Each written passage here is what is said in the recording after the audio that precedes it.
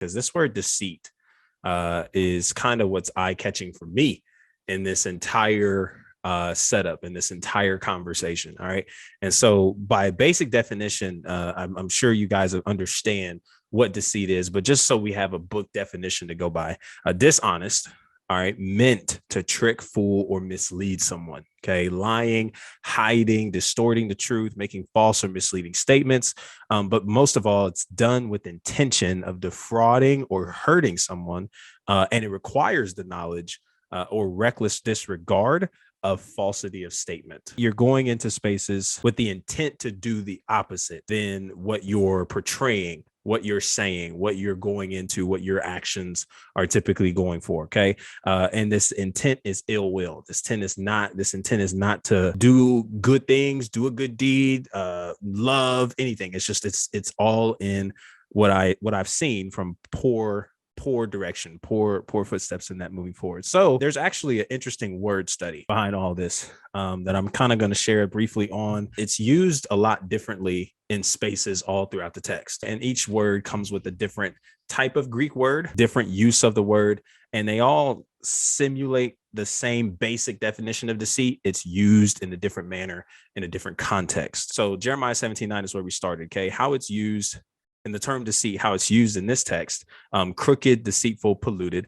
But then it also has a description where it's talking about a steep hill. The hill is said to be some kind of connotation of keeping back one who is going up. Okay, so if you can imagine a hill, climbing the hill, coming down the hill, this hill is supposed to be keeping people from going up. Okay, elevating or accelerating or traveling up this hill. Okay, and the remarks are on the route, okay, or on the pathway or on the direction. Okay, so you can kind of see footsteps, you can kind of see the efforts to try to get up this hill, try to get up this mountain, if you will, but there's no prevail. Okay, it's all designed to almost be preventative in a way. Then there's also a context of an adjective that in this same word that is used to describe the trodden in blood or full of bloody footprints. If you imagine a crime scene, if you imagine walking onto a crime scene and you see a trail of bloody footsteps, somewhere in your mind, you're not necessarily thinking that the best outcome in this entire situation happened.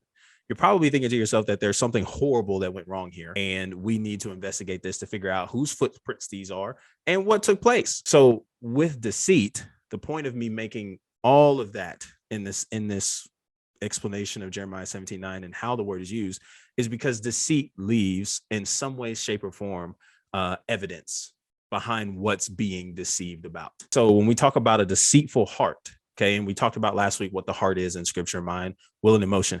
At some point, okay, when the deceit is being given or when someone is being deceitful, there is some level of evidence that points to what is being deceived about. And we can trace this in some way, shape, or form. We talk about a person's history. We can talk about a person's past issues, past struggles, right? There's some level of footsteps, some level of trail that's left behind for us to discover what's being deceitful, right? Who's being deceitful, what they're being deceitful about, and then moving forward from there. Okay. So always keep that in mind when we're talking about this idea of the deceitfulness, right? The heart is deceitfully wicked above all things and beyond cure. Who can know it? The heart, mind, will, and emotion, even though we feel as if we're covering something up, because that's essentially what deceit does. It's putting on a mask. It's the direction is different than the intentions that are being shown, whether it's through words, whether it's through fake actions, fakeness. Okay.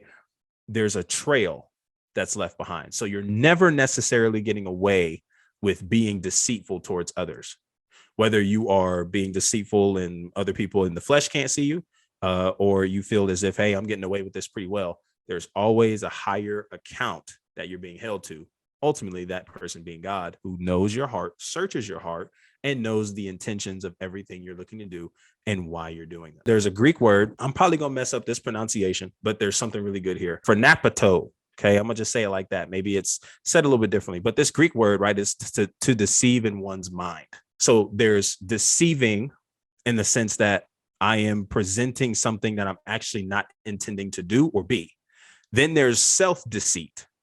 Okay, so I'm deceiving my own framework of mind. I'm deceiving myself and how I think. I've deceived for so long that I'm actually starting to buy into what I'm deceiving about. This is kind of seen in Galatians 6, verse 3, with a reference to self-conceit, which is self-deceit, okay, a sin against common sense. So we look into James 1, verse 26. Those who consider themselves religious and yet do not keep a tight rein on their tongues deceive themselves, and their religion is worthless. Okay. So James kind of brings up the epitome of religion. Okay. There's good religion and then there's poor religion.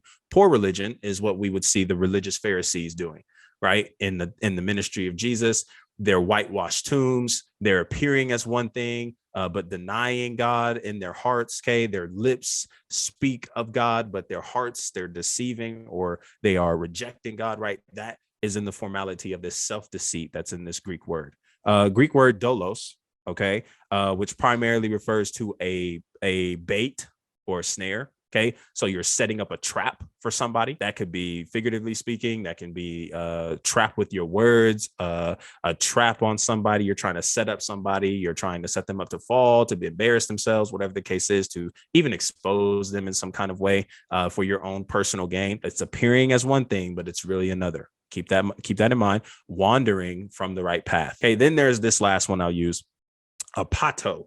Okay, this is also another Greek word that is described in the same breath as deceit or deceitfulness, deceitfully, of those who deceive with empty words. So that's kind of what we opened up with, right? This idea that I'm speaking a lot of things, I'm saying all the right things, I'm saying a lot of good stuff, but there's like literally no action that's backed up behind it. So I'm being deceitful with my words, saying one thing, but not meaning anything I say. And how is that measured? Because there's no action that follows up behind what I'm saying. Yo, listen, I've got something amazing in the works for you, available right now. If you're somebody who's looking to make this year your best year yet, by diving into your faith and allowing it to become more applicable in your life. Never known where to start. You've always been confused. It feels overwhelming. Maybe you feel you don't have time. You don't know how to apply the Bible into your life. You have so many questions and thoughts as to what makes sense. How does it make sense? Don't worry, your boy's got you covered with the Faith Factory. Click the link down in the description below, and in this Google document, you will find a plethora of resources that are at your disposal for you to be able to grow in your faith. I'm talking Bible plans, content creators to follow and subscribe to that better will enrich your faith, resources, links, books, all of that good stuff, even worship playlists, something to jam out to as you progress through your day. I really think this can be the start of something good for you and the lives around you, by locking in and making sure that this year is your best year spiritually, therefore making it your best year ever. Don't forget to click the link in the description and go be great. All of this has a lot to do with your character, has a lot to do with your integrity, has a lot to do with how you carry yourself, has a lot to do with your values, has a lot to do with all of that.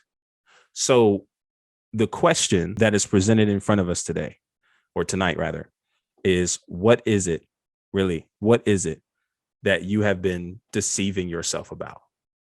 What is it that you have been moving in deceitfulness towards? What have you been telling yourself? What stories have you been telling yourself? What is something that you know that you have the capacity to be deceitful about? How can you be deceitful? How are you being deceitful in your mannerisms, in your words? How are you being manipulative in your actions? How are you proclaiming one thing and can easily do another? Where are some areas in your life that you have the capacity to be deceitful? And don't tell me that you don't have that capacity, because we're all human beings. We have that capacity to say one thing and do another, right? So where are you at in all of that? Maybe you're telling yourself, I'm good, I don't need no help, I'm a G. Maybe you're denying feelings.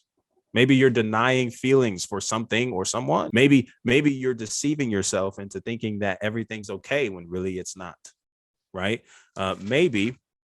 Maybe you're deceiving yourself into thinking that you're not struggling. Or how about this? And this is interesting because this is a different direction. How about all those times where you told yourself that people were fumbling the bag when they left your life, when really it was a blessing that they exited your life, not because they were toxic, but because you were toxic? Have you been deceiving yourself in that, thinking that you have been the catch all along?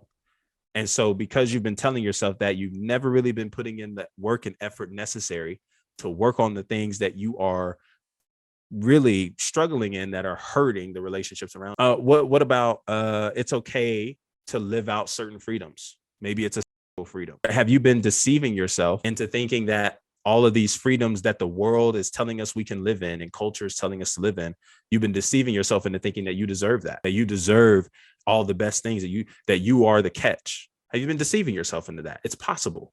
I think these are questions we have to consider. Where is it in your life that you have been deceiving yourself into thinking that you are something and you're really something else? You've put a mask on. You have continuously used different manipulative tools to get your way, to get around, to do anything. Where is that, right? Your intentions are opposite of your direction. Where is all of that at? Where is all that at located? Because here's the last thing I'll say too, and all of these thoughts that I'm kind of spewing. Your words aren't fruit. Okay, I think that's a very important thing to mention in this conversation. Your words aren't fruit. It is impossible for someone's fruit to be determined by the words they say alone, because the things that you say, that you are telling someone, you're promising someone, you are confirming with someone, always follows up with actions. So without the actions, they're just words and they fall flat. I know I have the capacity to manipulate people with my words. I can communicate well. I can put things together well. I can say a lot of nice things. I can say a lot of good things, put it in real elaborative, congestive sentences that would make you feel as if what I just said was just gold or meaningful, right? I have the capacity to manipulate people through my words. So the challenge for me is not what I say, it's what I do behind what I say. Am I going to be honest and own up? Am I going to be willing to follow my words with actions? Or am I just going to keep running my mouth? Nothing's really going to show up from that, right? What are some areas that you have the capacity to be deceitful in? Where are you being deceitful in? Where are you deceiving yourself? Maybe in your mind, maybe in what you say, in your actions. Maybe you're deceiving yourself and you're really two different people. You're someone on this platform and you're someone else somewhere else. Maybe it's around your friend group that you're in person with. Maybe it's your family. Maybe it's your honey dip. Are you two different people everywhere you go? I think that could be something to consider. So there's a lot of thinking in this conversation, And remember that deceitfulness carries a trail of evidence and leads us to potentially what's being deceived, or what is the subject that's being deceived from another individual, even yourself. So think about these things as we talk about this and open up room for conversation and discussion tonight, because I think this is really good. Hey, listen, if you stuck to the end of this from the bottom of my heart, thank you so much. If you want to hear more of these kinds of conversations in this format, please check the description below. There you will find a link to sign up for a Maverick membership. This is where the Truth Project sessions go down every Thursday night, 7 p.m. Central Time, where you can be a part of conversations just like the one I shared in this video. Your worldview is welcome, no matter what worldview you come from, and we're all there pursuing one goal: truth. Check the link in the description, sign up, 3 days for free. After that, it's $9.99 a month, but you'll get your money's worth and then some. I'll see you over there, and until next time, be easy and be breezy, my friend.